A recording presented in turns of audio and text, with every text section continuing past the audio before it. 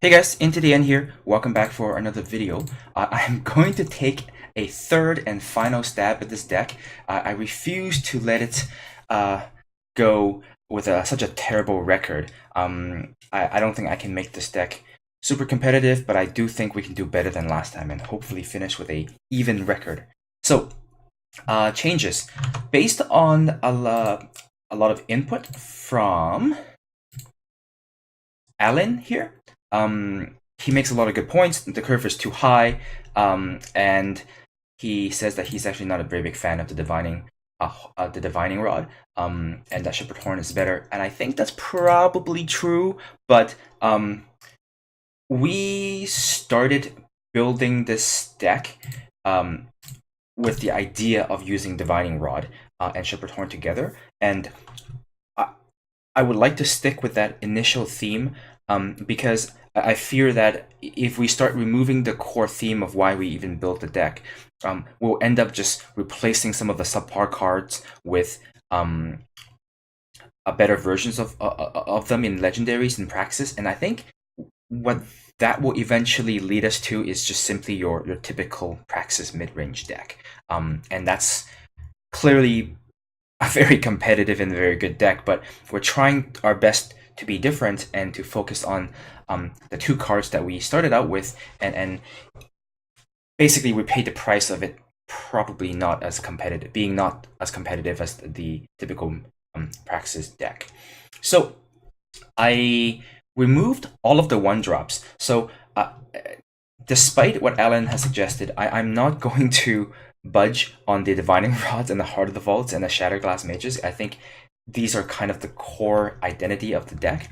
So instead, though, I've decided to slow the deck down and removed all of the 1-drops units and increased the number of 2-drops and mana sources. So we now have 4 copies of Power Stone, which will ramp us into 4.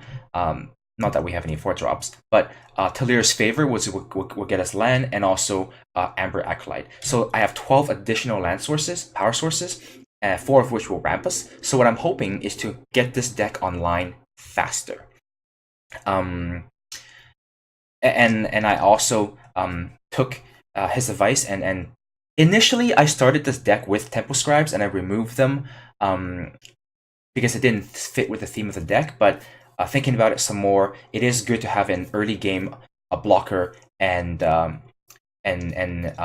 way to cycle through my deck a little bit faster, so that this is not that bad of a top deck even late in the game. Despite the fact that it doesn't have Overwhelm or Warp, I'm okay with that.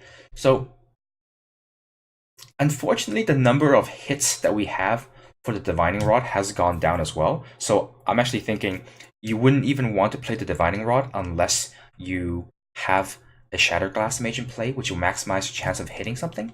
But I think even if hitting 1 unit when you play it, I think it's still good enough because the units that you're hitting are very powerful. So I think that's okay. Now that I'm looking at the deck, maybe 12 additional power sources is too much.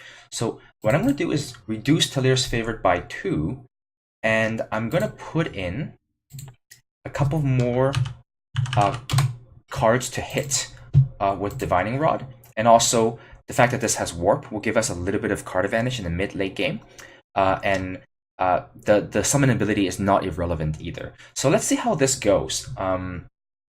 I think the fact that we removed Initiates of the Sand is already pretty good, because one of the problems we ran into when we played the deck yesterday was that the Initiates die and then we get stuck. So the fact that these power sources can't be killed, I think will make it a little bit smoother. So let's jump into it. We'll play 2 games to start, see if we can get an even record, maybe 3 games, but we won't play any more than 4 games, I don't think.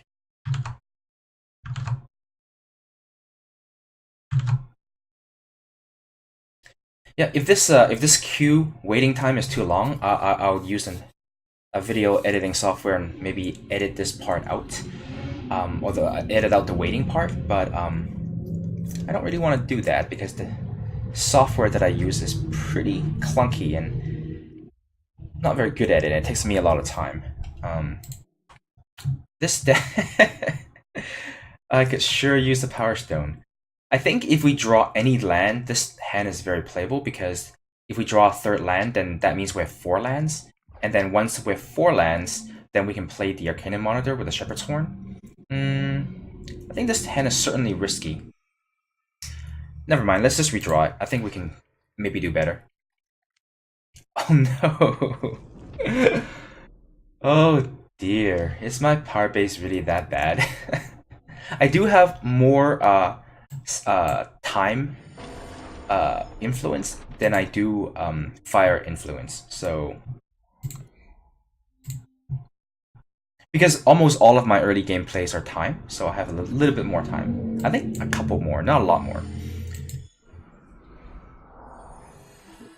Perfect. Playing against Elysian, I think before the new set, I think Elysian is probably the strongest of the time-based decks, in my opinion, because I used Elysian last month. I think I climbed to around rank top 50 masters really easily without a lot of opposition. So here, I think I'm just gonna go ahead and torch this thing, actually. I don't need the land particularly. I have nothing really to play. I'll just kill it and not take the 5 damage.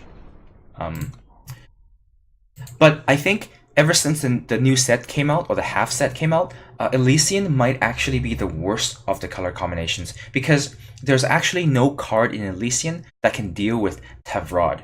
The 5/7 legend Argenport legendary. That card is completely broken. It's far too powerful. If you can't answer that card within a couple of turns hitting play, you're not going to win the game. And Elysian actually has no card that can beat it. The Predatory Cranosaur can only do 6 damage, which is not good enough. And then I'm not going to block because I have no way to recur mine, and he has a way to recur his. The only other removal that it runs is Crystallize, sort of pseudo removal, and Permafrost, and neither of those cards can handle Tavrod. So I guess we need lands now. Let's get the red first. And we're in a lot of trouble because we can't beat Cerso. I think I'm just gonna triple block Cerso and get it out of the way. We can't just keep taking damage from him. And I know that I lose my Dawnwalker for good, but I think that's something I'm gonna have to do.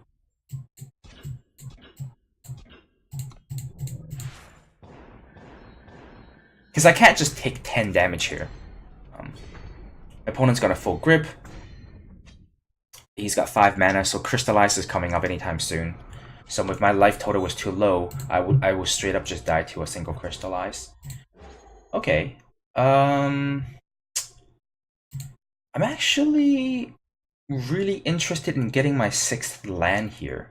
Because I can play 2 cards this turn. Whereas if I play the Shatterglass Mage, I think it's fine, but I'm not sure how much he needs that extra land. Is he waiting for the 6th land to play a Cranosaur? Well, we'll find out. We're still gonna make this play here. I want to be able to get 2 units onto the board because I plan to block the Dawnwalker here. So if I'm gonna block, I'd rather block with one of these units than blocking with the Shatterglass Mage.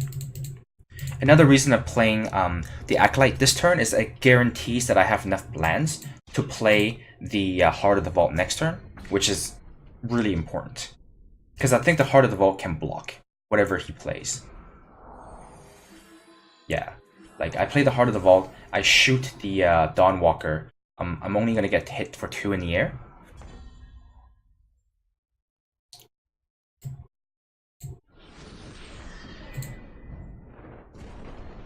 Okay, the Hornet would be quite useful because I'm at 8, and even 2 in the air, oh dear, this is bad. Yeah, you would trade this for sure, right? I have to block the dinosaur. I have no choice there. So my question is, do I just trade here? trade both my units for both his units, or do I just chump? Because if I just chump on the following turn, I can trade my Shatterglass Mage for the dinosaur instead. And also, I can get rid of his Zen Obelisk with Shatterglass Mage, in which case he can no longer beat my my Heart of the Vault. So I think I'll do that. I need to gain life ASAP. Alright, perfect. So now I can do both of these. I can Shatterglass Mage. And then I can even torch one of the flyers if I have to. That's really good. Now, I do lose to a Crystallized here. But if he had it, he probably would have done it last turn and killed me. So I'm just going to bank on him not having it. Oh, psh, he does have it. Why didn't he use it last turn? Or perhaps he just top decked it. This will kill me. Even if I torch this, I'm still taking 7. Ah, 1 damage short. Okay, well that was not too bad. Just maybe a tad too slow. I felt like I was stabilizing that game though. If he didn't kill me that turn with the Crystallize, I feel like I would come back on that game. Off of the life gain of the Shepherd's Horn. Alright, this hand is not great, but it's certainly keepable. I have lots of lands. And this monitor is a 5/5 when I play it. Yeah, I have... This is not a bad hand at all. Especially on the draw. Okay. You don't really like to see these kind of cards on your library when you have no lands, but when you are early in the game. But... So, next turn... Oh no! I'm going to play the Favored and get lands. There you go. I'm not an aggressive deck. I don't really care about putting 1 power on the board. And since he has no attackers, I don't need this to block. So, alright. Let's play this. So now we have all the lands we need. On the following turn, I'm just going to continue to play Acolytes. Oh no, it flies? That's bad. So we can't do anything about this until next turn. Yeah, let's just play the other Acolyte. Okay, this will get in for 1 more, but then on the following turn, I will Shatterglass Mage his Elder's Feathers. And it'll be a 3/1 on the ground, which is fine. That's fine too. This is not too much damage yet. Okay. Now the question is, do I just kill it? No, this is fine. Yeah, now he can't attack. Everything I can... and if he does attack, I'm just gonna make the easy trades. And he can kill whatever he wants with Finest Hour. Okay, I guess I'm taking 4 here. I was assuming... Oh, okay, he's... Okay, that's fine. Okay, I can't block the 4. I got an 11. But my opponent is running out of gas. What I'm really worried about is him playing Tavrod? Whatever, I'll just call it the Auric Broker. Because I have nothing in this deck that can kill it. And that's kind of scary. I'm going to make the play with the highest upside. Potentially the highest upside. Nah. Let's do this first. Let's draw a couple more cards. I'll do... Yeah, I'll play Heart of the Vaults first.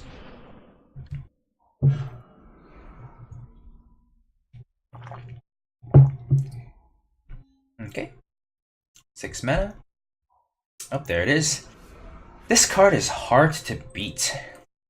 How to beat it? Let's see, if I attack with everything, he's most likely not gonna block with this because he doesn't want he doesn't want to risk losing it. But if he attacks me, well, that's okay. If he attacks me, I can double block to kill it. So he only gets the trigger once. So I think that's acceptable. I'm at 11 though, so maybe my best bet is to gain some life. How greedy am I? Because I can play the Tempo Scrap first and hope to get a land and then play this. That's ultra greed though, isn't it? Yeah, let's just do it this way. Alright.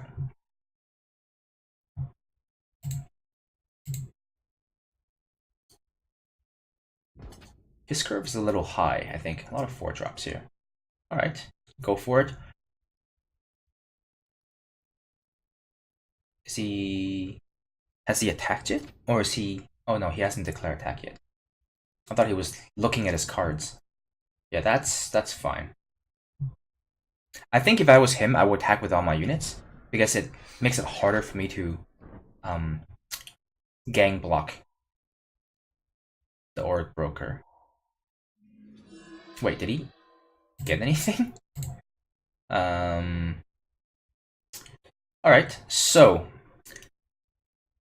this, I mean, the obvious play is to double block the Broker with my 2-5 power units and then block the 5-1 with a 6-6. But the problem with that is if he has a Finest Hour, actually, if he has a Finest Hour, I still kill it. But if he has an instant speed removal spell, then I'm screwed. But I think I'm far enough behind that this is my best bet. If he has 2 Finest Hours, I'm screwed. If he has a removal spell, I'm screwed. Okay, well that's actually a very good trade. That's fine. That's not even a good deal for him. He threw away 2 cards for 2 cards, and he gained 1. So he got a little bit of card advantage, but still not the best. Okay, let's see what I... Oh, do I care about... Maybe just play another Heart of the Vault, to be honest. Yeah, let's just do that. Yes, a land. Nice. Alright. Yeah, he's gonna continue to attack me, but every time he does, I'm only losing 1 unit. So... That's not... Oh, no. I'm losing 2 units now. That's really ugly. Alright. These things chain themselves. When I play with it, very often I see another copy of itself on top of the library. It's pretty brutal.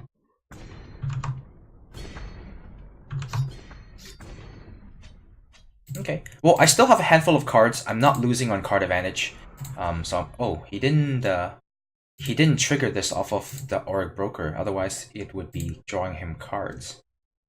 So now what do I do? I want to play multiple spells in the same turn, and it'll have to be the Tempo Scribe plus the Shatterglass Mage. I can't play any of the other. I can't play any other combination of cards. Okay, we'll play the Reinhardt first.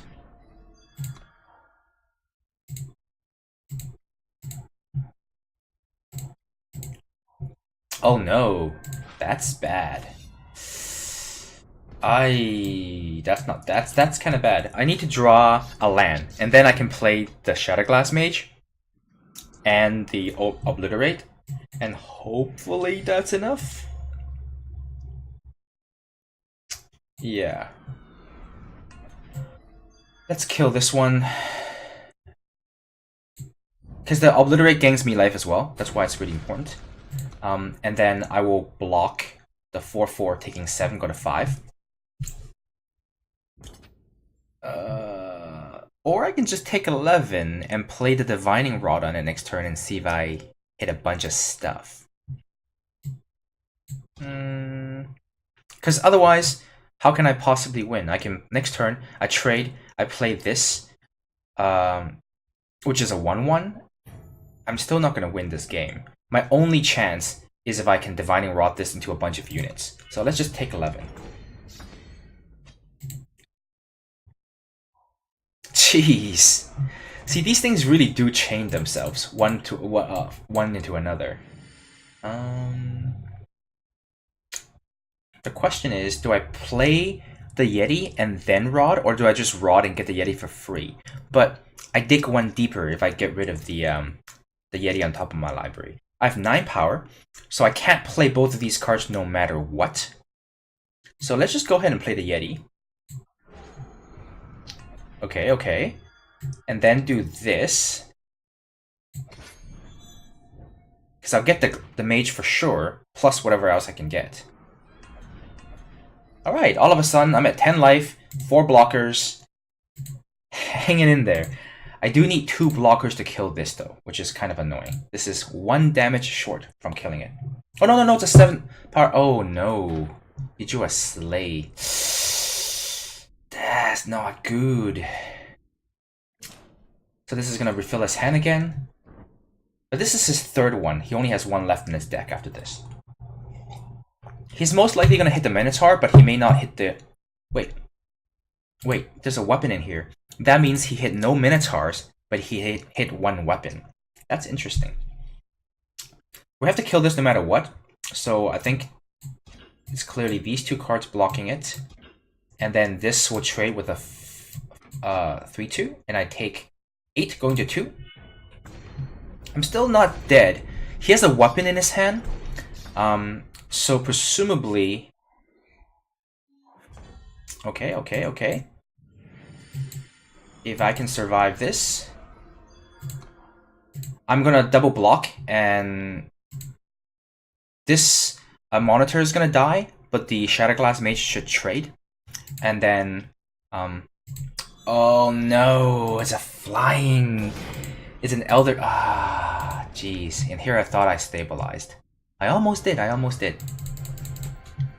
Okay, so we're 0-2. I do need a way to deal with the Auric Broker. That card, very, very hard to beat if you don't have removal. Yeah, play with this hand. I feel like both of those games we lost were interesting enough, and they were pretty exciting. We didn't get mana screwed in any of them. We drew averagely well, I suppose. So I think the deck just maybe isn't strong enough. If you didn't get screwed and you still fall behind and you're not able to catch up.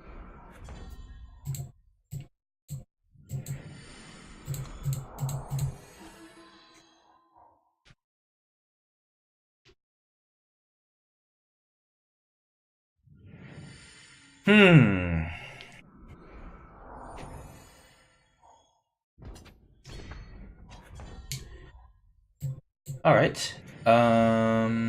Yeah, I'm not that aggressive a deck. Let's just play the Horn first. This is gonna be my last game. I'm hoping to finish this 1-2 instead of 0-3. And I am gonna upload these games even though I lost. And I'm sorry if you guys have to deal with a bunch of losses, but yeah, sorry. I'm sorry you guys have to watch me lose a bunch again. I felt that the games were interesting enough, so... Oh, wow. No. Alright. Yeah, I felt that the games were interesting enough to be worth putting on YouTube. But, you know, it certainly would have been a little nicer had we won some games.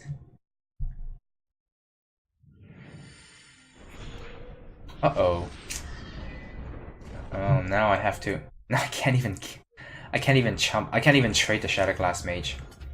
I'm just gonna go ahead and take it, because otherwise I have to double block to kill it. It's not worth it. Okay.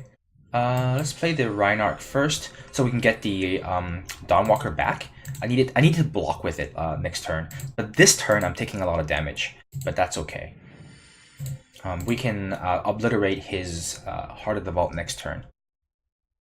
He's got 7 cards in hand though, so that's kind of scary. No. Oh, hey. Here's a torch. Okay.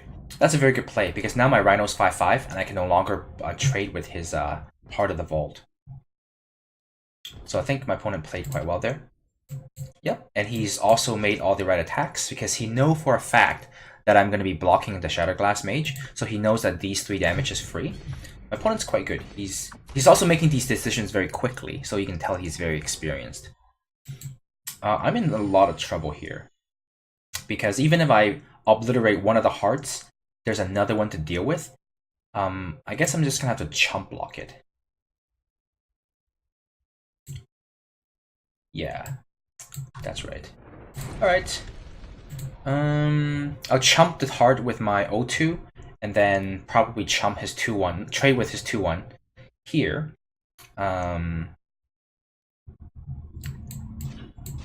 But if that's the case, when I play the Rhino next turn, I still have nothing that can block his Heart of the Vault. My only chance is to double block it. Okay, well, I'll take my 4 then. He has a Torch, I lose. Well, I guess it doesn't really matter at this point. Even if I blocked, I would have still lost. Alright, we're 0-3. Back to the drawing board. Yeah, I think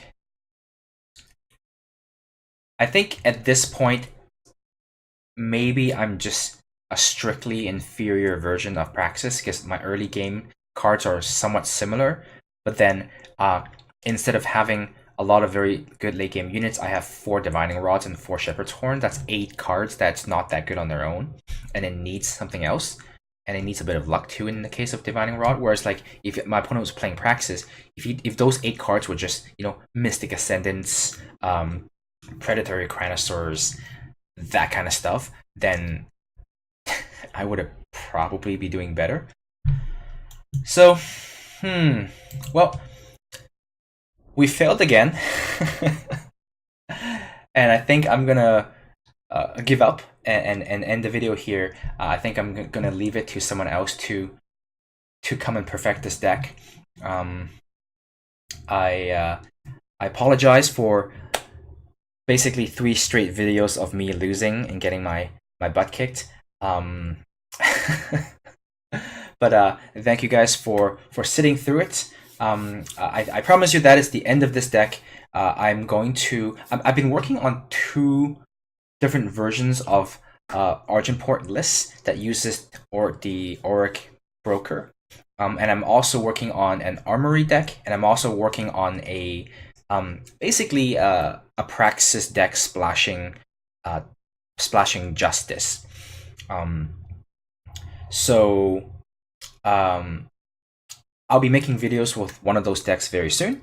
I'm also working on a Stranger deck now that we have that really cool 5-power Stranger Lord that creates a random Stranger per turn. I think that actually puts the Stranger deck into a bit of a maybe viability, because it's always been kind of on the fringe of viability, but I think that card is pretty darn powerful. So maybe it'll make it fully viable. So I'll test that out a little bit and see how that goes. But as always, thank you very much for watching my videos. Once again, I'm sorry for losing all the games, but if you like what you see, if you like my commentary or my play-by-plays in the game, give me a thumbs up or a like, and subscribe for other videos. Thank you.